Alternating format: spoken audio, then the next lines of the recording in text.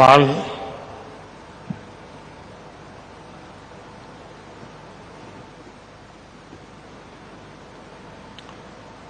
श्रीमान रघुवर दास जी, यहां के लोकप्रिय मुख्यमंत्री श्रीमान नवीन पटनायक जी, मंत्रिमंडल में मेरे सहयोगी धर्मेंद्र प्रधान जी, विश्वेश्वर टूडू जी, अन्य महानुभाव, देवी और सज्जनों, जय जगन्नाथ। भगवान जगन्नाथ और मां बिरजा के आशीर्वाद से आज जाजपुर और ओडिशा में विकास की नई धारा बहनी शुरू हुई है। आज बीजू बाबूजी की जन्म जयंती भी है। ओडिशा के विकास के लिए, देश के विकास के लिए बीजू बाबू का योगदान अतुलनीय रहा है। मैं समस्त देशवासियों की तरफ से श्रद्धेय बीजू बाबू को श्रद्धा सुमन अर्पित करता हूं, उन्हें नमन करता हूं।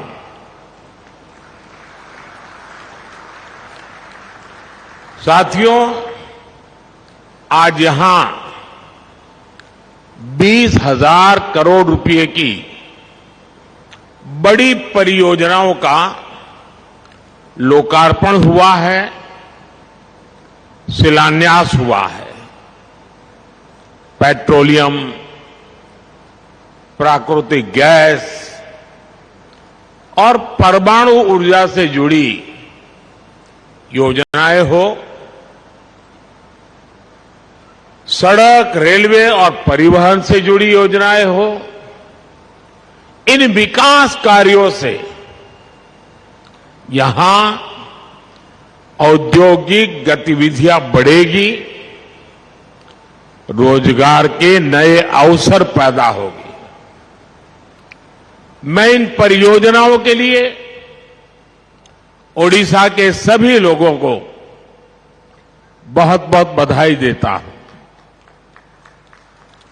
साथियों, आज देश में ऐसी सरकार है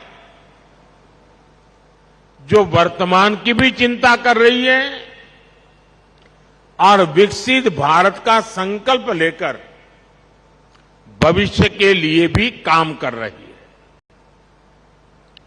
ऊर्जा के क्षेत्र में हम राज्यों को, खासकर पूर्वी भारत का सामर्थ्य और बढ़ा रहे हैं।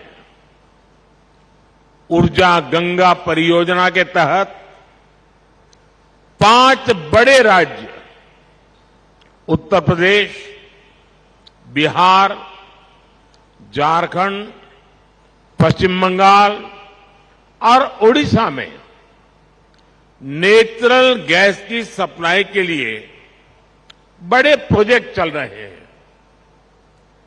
आज पारादीप, सोमनाथपुर, हल्दिया, ये पाइपलाइन भी देश की सेवा में समर्पित की गई है। आज पारादीप रिफाइनरी में नेचुरल गैस प्रोसेसिंग की एक यूनिट का उद्घाटन हुआ है। पारादीप रिफाइनरी में मोनो एथिलीन ग्लाइकोल के नए प्लांट का भी लोकार्पण हुआ है। इससे पूर्वी भारत के पॉलिस्टर उद्योग में नई क्रांति आएगी। इस परियोजना से भद्रक और पारादीप में बन रहे टेक्सटाइल पार्क को भी कच्चा माल आसानी से उपलब्ध होगा। साथियों, आज का ये आयोजन इस बात की भी पहचान है कि बीते वर्षों में हमारे देश में वर्क कल्चर कितनी तेजी से बदला है। पहले की सरकारों की दिलचस्पी परियोजनाओं को समय पर पूरा करने में नहीं होती थी, जबकि हमारी सरकार जिस परियोजना की नींव रखती है उसे तेजी से पूरा करने का प्रयास भी करती है। 2014 के बाद देश में ऐसी अनेक परियोजनाएं पूरी कराई गई हैं जो अटकी पड़ी थी, लटकी हुई थी और भटकी हुई भी थी। पारादीप रिफाइनरी की चर्चा भी 2002 में शुरू हुई, लेकिन 2013-14 तक कुछ नहीं किया गया। ये हमारी सरकार है जितने पारादीप रिफाइनरी का काम पूरा कराया। आज ही तेलंगाना के सांगारेड्डी में मैंने पारादीप हैदराबाद पाइपलाइन प्रोजेक्ट का लोकार्पण किया। 3 दिन पहले पश्चिम बंगाल के आरामबाग में हल्दिया से बरौनी तक 500 किलोमीटर से ज्यादा लंबी क्रूड ऑयल पाइपलाइन भी शुरू हुई है। साथियों, पूर्वी भारत को प्राकृतिक संसाधनों का असीम वरदान मिला है। हमारी सरकार इन संसाधनों को उड़ीसा जैसे राज्य की दुर्लभ खनिज संपदा को इसके विकास के लिए इस्तेमाल कर रही है। आज गंजम जिले में एक डीसैलिनेशन प्लांट की आधारशिला रखी गई है। इसका लाभ उड़ीसा के हजारों लोगों को मिलेगा। इस प्रोजेक्ट से हर रोज 50 लाख लीटर खारे पानी को पीने लायक बनाया जाएगा। साथियों, ओडिशा के संसाधन राज्य की औद्योगिक ताकत और बढ़ाएं, इसके लिए केंद्र सरकार यहां आधुनिक कनेक्टिविटी पर भी बल दे रही है। पिछले 10 वर्षों में इस दिशा में अभूतपूर्व काम हुआ है। बीते 10 वर्षों में हमने ओडिशा में करीब 3000 किलोमीटर के नेशनल हाईवे बनाए, रेलवे का बजट करीब 12 गुना बढ़ाया है।